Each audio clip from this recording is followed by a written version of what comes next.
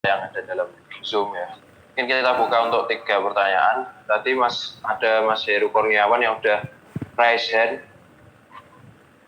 Ya, kepada Mas Heru Kurniawan bisa bertanya, menyampaikan pertanyaannya. Silakan Mas. Baik, terima kasih kepada moderator atau panitia yang sudah memberikan saya kesempatan untuk bertanya kepada Habib. Jadi di sini saya ingin bertanya tentang situasi sekarang kan sedang pandemi nih. Jadi di Kaltim ada salah satu kelompok yang ingin bersikeras untuk mengadakan sebuah acara yang bertemakan dengan agama, dan di acara tersebut banyak melibatkan banyak massa. Padahal sebelumnya sudah dihimbau oleh pemerintah untuk tidak berkumpul atau tidak membuat acara. Jadi bagaimana tanggapan Habib soal pemikiran dari kelompok tersebut yang tidak menghiraukan, bahasanya itu, tidak menghiraukan himbauan dari pemerintah. Soalnya tadi saya dapat WA dari Wakil Gubernur Kaltim, ada 1.300 dari Kaltim yang mengikuti acara ini. Jadi ini bahasanya tuh tidak menghiraukan apa pesan dari pemerintah. Itu bagaimana hukumnya, Bib? Nah, itu saja yang saya bisa tanyakan.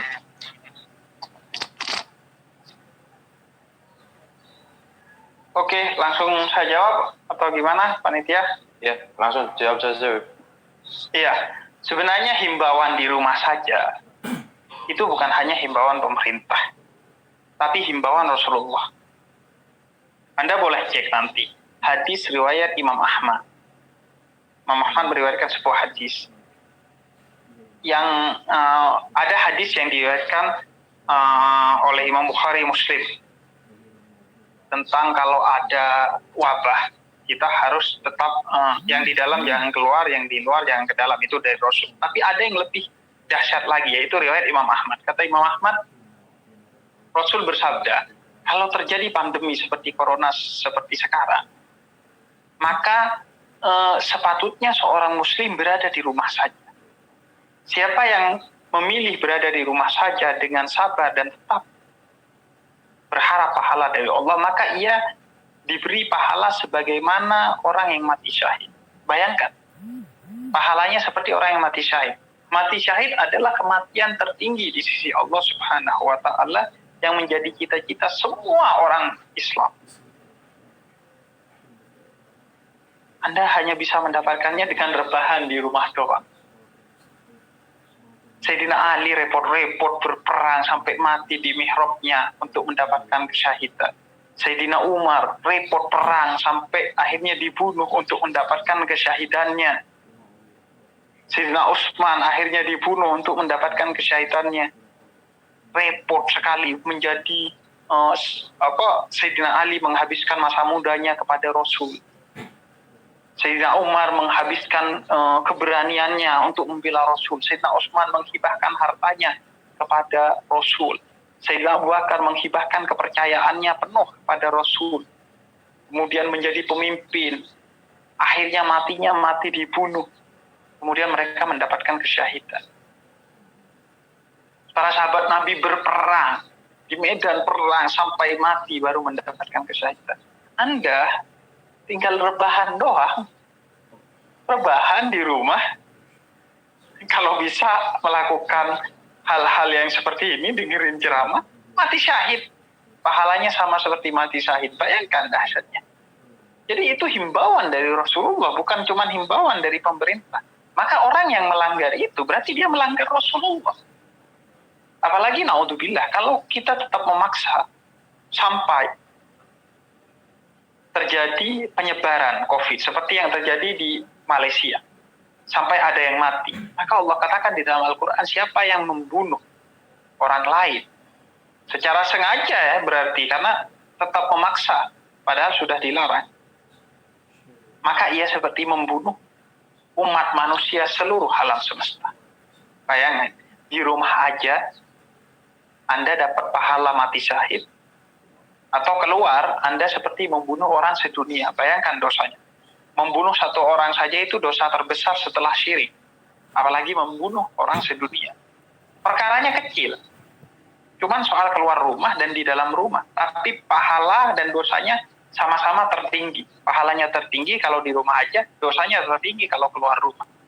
Masa hal kecil gitu bisa menyebabkan hal seperti itu? Ya iya memang begitu. Agama itu soal kualitas, bukan kuantitas, bukan banyaknya amal. Hal kecil, tapi kalau dia penting sekali di sisi Allah, maka dia akan besar pahalanya atau dosanya. Seperti orang yang hidup, seumur hidup bermaksiat, kata Nabi, tapi kalau di akhir hidupnya dia husnul khotimah, sekali aja melakukan kebaikan, dia masuk surga. Begitu juga orang seumur hidupnya ibadah, tapi kalau di akhir hidupnya dia su'ul khotimah, bermaksiat, maka dia masuk neraka. Hal kecil bisa jadi menjadi besar di mata Allah. Karena kecil dan besar itu di mata Allah, bukan di mata manusia. Ada orang yang kecil di mata manusia, tapi besar di mata Allah. Gak punya jabatan di dunia, tapi ternyata di akhirat dia menjadi orang besar yang dekat dengan Rasul surganya, atau bersama Rasul. Jadi itu himbauan Allah dan Rasulnya. Menentang himbauan itu berarti menentang Allah dan Rasulnya. Bukan soal menentang pemerintah saja. Apalagi kalau seperti yang terjadi di mana itu, di Parepare kalau nggak salah. Ada yang memaksakan untuk tarawih sampai lompat pagar. Itu pertama, Rasul itu sholat tarawihnya di rumah karena takut yang model begini. Orang menganggap sholat tarawih itu sampai wajib, sehingga sampai corona diterabas mengancam nyawa dia dan saudaranya untuk tarawih. Padahal sunnah. Sholat Jumat saja kalau hujan deras boleh tidak kita melakukan. Apalagi ini corona dan tarawih bukan sesuatu yang wajib. Kemudian kesalahan kedua yang fatal juga sampai lompat pagar. Padahal jelas di dalam Al-Quran. Masuklah kalian ke rumah. Bukan rumah Allah loh. Melalui pintunya. Jangan lewat pintu belakang apalagi pagar. Itu jelas anjuran Al-Quran. Ini masuk rumah Allah lewat pagar. Melompat pagar itu jelas menantang firman Allah di dalam Al-Quran.